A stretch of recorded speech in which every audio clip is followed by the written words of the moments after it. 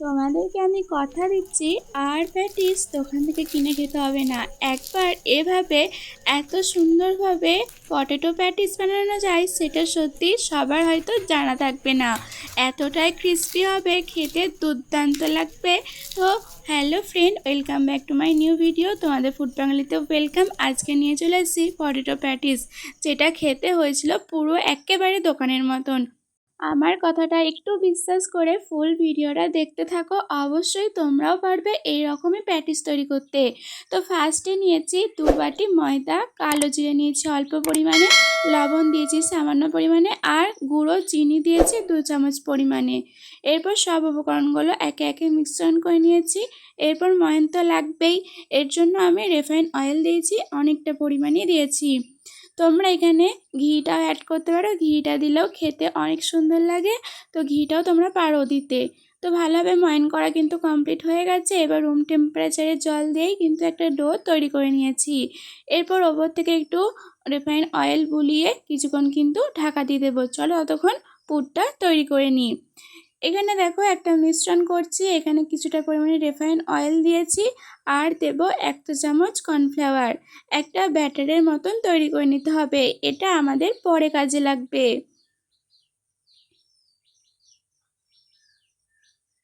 কত সুন্দর একটা স্মুথলি একটা ব্যাটার তৈরি করা হয়ে গেছে। এরপর দেখো একটা প্যান চাপিয়ে দিয়েছি, সেখানে দিয়েছি সরিষার তেল, তোমরা এখানে অন্য তেলও ইউজ করতে পারো।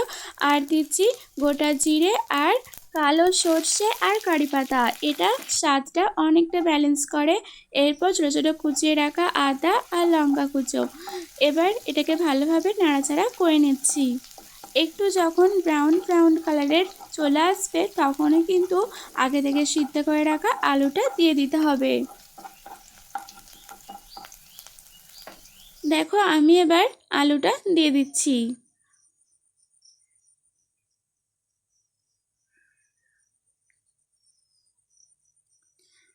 আলুটা কিছুক্ষণ নাড়াচাড়া করে নিচ্ছি।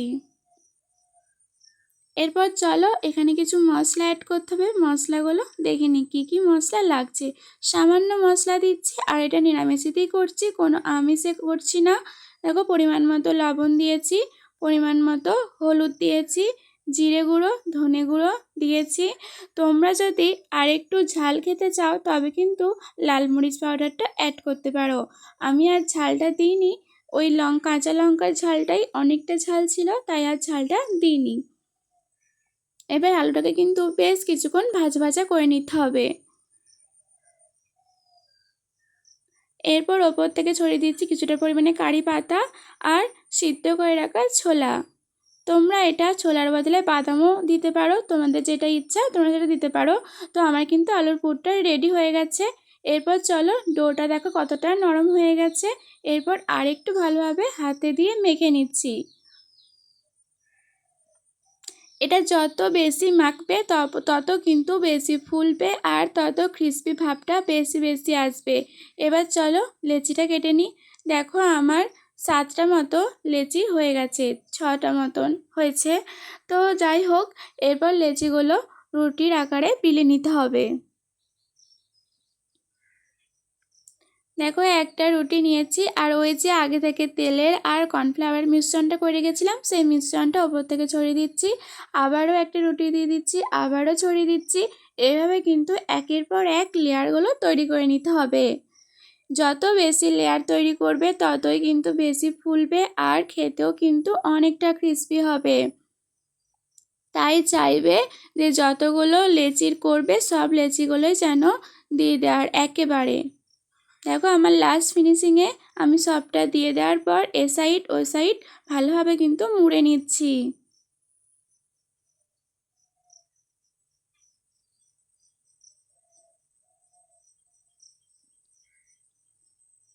এভাবে কিন্তু তোমরাও মুড়বে, যেরকমভাবে আমি দেখাচ্ছি সেভাবে তোমরাও করবে। দেখবে আশা করছি তোমাদেরও প্যাটিসটা দোকানের মতনই হবে, একটুও মনে হবে না যেটা ঘরে তৈরি করা। এত বড় একটা বিলতে হবে লেচির মতো। এরপর দেখো ছুরির সাহায্যে আমি কেটে নিচ্ছি। এটা 3 ভাগ করছি, তোমরা যতটা বড় রাখবে প্যাটিসগুলো সেরকম ভাগ তোমরা করবে।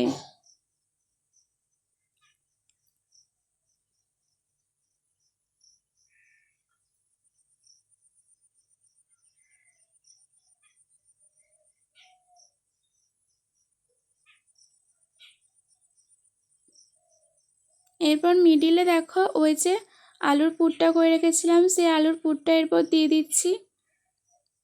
সাইড থেকে ওই যে কর্নফ্লাওয়ার আর তেলটা গুলে রেখেছিলাম সেটা কিন্তু দিয়ে দিচ্ছি, যাতে টাইট হয়ে বসে যায়, একটু যাতে খুলে না যায়।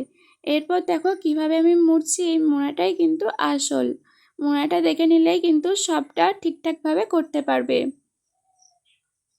দেখো আমি মুড়ছি, সাইডগুলো কিন্তু মুড়িনি, যেখানটায় পুরটা আছে সেই গায়ে গায়ে কিন্তু মুড়ে দিচ্ছি। সাইডগুলো মুড়লে ফুলবে না, সাইডগুলো যত মুড়বে তত কিন্তু ফুলবে না, একেবারে চ্যাপ্টার মতন হয়ে যাবে। তাই পুরের গায়ে গায়ে ভালোভাবে মুড়ে দিচ্ছি, যাতে খুলে না যায় সেভাবে কিন্তু মুড়তে হবে।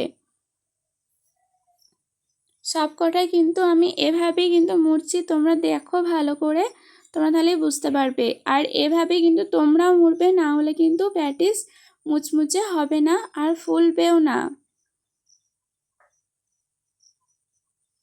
পাশেতে দেখো একটা কিন্তু আমি কড়া আগে থেকেই গরম করতে দিয়েছিলাম লো ফ্লেমে।